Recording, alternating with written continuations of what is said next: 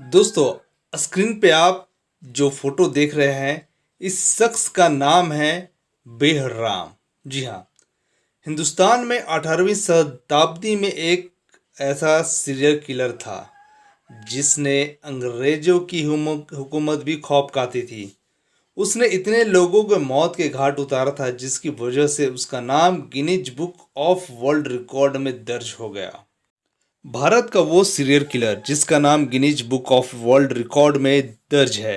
भारत का वो बेरहम कातिल जिसने अंग्रेजी हुकूमत की भी नींद उड़ा दी थी। भारत का वो हत्यारा जिसने बिना बंदूक या चाकू के इस्तेमाल किए बिना 932 से ज़्यादा कत्ल किए।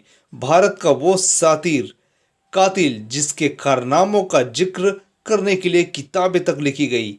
ऐसा बेरहम हत्यारा जिसकी हुकूमत 50 सालों तक अपने नाम का सिक्का चलाने वाले अंग्रेजों को भी डराती रही।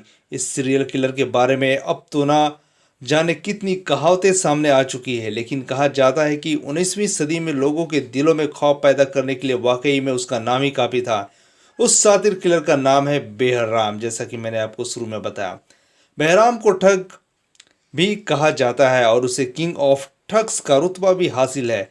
दुनिया भर के अपराधियों की लिस्ट में लिखे तमाम सीरियल किलर्स के मुकाबले में जो दहशत बेहराम के नाम की थी, ऐसी ना तो उससे पहले किसी ने देखी और ना ही उसके बाद किसी ने इसी खौफनाक घटना को अंजाम दिया। किताबों में लिखा गया है कि बेहराम बेहतनों के तरीके से अपने शिकार की हत्या करता था। आज की क्राइम की कहानी उसी सीरियल किलर बेहराम की है, जिसकी हैवानियत का किस्सा न सिर्फ इतिहास की किताबों में पढ़ाया जाता है बल्कि जिसके जुर्म के किस्से सुनकर आज भी लोग सिहर उठते हैं। मध्य भारत यानी कि आज हम जिसे मध्य प्रदेश कहते हैं, वहाँ पे जबलपुर में 1765 ईस्वी में पैदा हुआ बेहराम बचपन में बेहद सीधा साधा और शर्मिला हुआ करता था। लेकिन उसकी दोस्ती उसी की उम्र से 25 साल बड़े सैयद अमीर अली से हुई, जो अपने समय का सबसे बड़ा खतरनाक और खूंखार ठग हुआ करता था। उस अमीर अली ने बेहराम को ठगों की खतरनाक दुनिया में रूबरू करवाया था। एक बार ठगों की दुनिया में आने के बाद बेहराम ने फिर कभी पीछे मुड़कर नहीं देखा और जल्दी ही बेहराम बेरहम ठगों का सरदार बन गया। बेहराम ने जब ठगों की दुनिया में कदम रखा था उस वक्त उसकी उम्र मात्र 25 साल थी, लेकिन अगले 10 सालों तक उसने इतने लोगों की हत्या की जिससे उसका नाम का खौफ दूर दूर तक फैल गया था। उस जमाने में बेशक आने जाने और खबरों को इधर उधर से पहुंचाने के साधन बहुत कम थे। इसके बावजूद बेहराम की कुछ जुर्म के कारनामों दूर दूर तक पहुंचने में देर नहीं लगती थी। उसके नाम का खौफ इस कदर चारों तरफ फैल चुका था कि दिल्ली से लेकर झांसी, ग्वालियर, जबलपुर और भोपाल के साथ कोलकाता तक जाने वाले कारोबारी, सैलानी, तीर्थयात्री और यहाँ तक कि पुलिस और सेना के जवान तक उन रास्तों से किनारा कर लेते थे जिन रास्तों पर ठग बेहराम के नाम का साया सुनाई पड़ता था।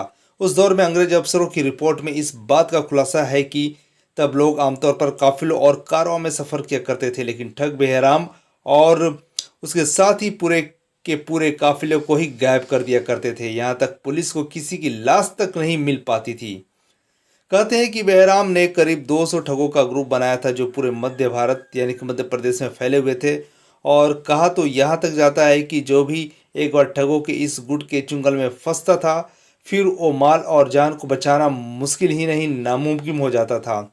जिस दौर में ठग बेहराम के जुर्म की हुकूमत थी, उस दौर में हिंदुस्तान में ईस्ट इंडिया कंपनी भी अपने पैर पसार रही थी। ईस्ट इंडिया कंपनी के एक अंग्रेज अफसर ने अपनी रिपोर्ट में लिखा है कि बेहराम ने अपनी पूरी जिंदगी में 931 लोगों की हत्या की है। हत्या करने के बाद उसका अनोखा तरीका बेहद चौंकाने वाला भी है। उसके पास एक पीला रुमाल हुआ करता था और एक सिक्का भी। उसी सिक्के को रुमाल में डालकर वो अपने शिकार का गला घोट दिया करता था। इधर ठग बेहराम और उसके गिरोह का आतंक बढ़ता ही जा रहा था। उधर इंग्लैंड में अंग्रेजी हुकूमत के साथ साथ ईस्ट इंडिया कंपनी के अफसरों में घबराहट बढ़ने लगी थी। एक अंग्रेज अफसर के मुताबिक साल 1822 में पाले ठग बेहराम का पता लगाने के लिए जितने भी अंग्रेज अफसर भेजे गए उन सभी की हत्या बेहराम ने कर दी थी। तब अंग्रेजी हुकूमत ने अपने सबसे तेज तर्रार और चालाक अफसर कैप्टन विलियम हेनरी स्लीमैन को हिंदुस्तान भेजा। साल 1822 में कैप्टन विलियम्स हेनरी स्लीमैन को मध्य भारत के नरसिंहपुर जिले का मजिस्ट्रेट बनाया गया था। ठगों के गिरोह के बारे में पता लगाने के लिए स्लीमैन शहर शहर और जंगल जंगल भटकते रहे, लेकिन उन्हें कोई कामयाबी नहीं मिल पा रही थी। तभी ईस्ट इंडिया कंपनी ने लॉर्ड विलियम्स बेंटिक भारत का गवर्नर जनरल बनाकर तैनात किया गया। लॉर्ड बेंटिक का इरादा साफ था कि हिंदुस्तान में अंग्रेजों का परचम चारों तरफ फहराना, लेकिन उनके सामने ठग बहराम नाम की एक सबसे बड़ी रुकावट आकर खड़ी हो गई थी, जिससे अंग्रेज के अफसर भी डरते थे। तब लॉर्ड बेंटिक ने स्लीमैन को पूरी छूट दी और साथ में सेना की एक टुकड़ी, जिससे उनकी हिफाजत भी हो सके। बेंटिक ने स्लीमैन को कहा कि तुम्हें जितने भी फौज चाहिए, जितने पैसे चाहिए, सब ले लो, लेकिन मुझे बहराम चाहिए। कैप्टन स्लीमैन ने पानी की तरह पैसा बहाते हुए अपने मुखबिरों का जाल फैलाया और जल्द ही उन्हें बहराम का उस्ताद ठग सैयद अमीर अली के ठिकाने का पता मिल गया। ब्रिटिश फौज फौरन दबिश देने अमीर अली के घर पहुंच गई, लेकिन अमीर अली उनके हाथ से फिसल गया और फरार हो गया।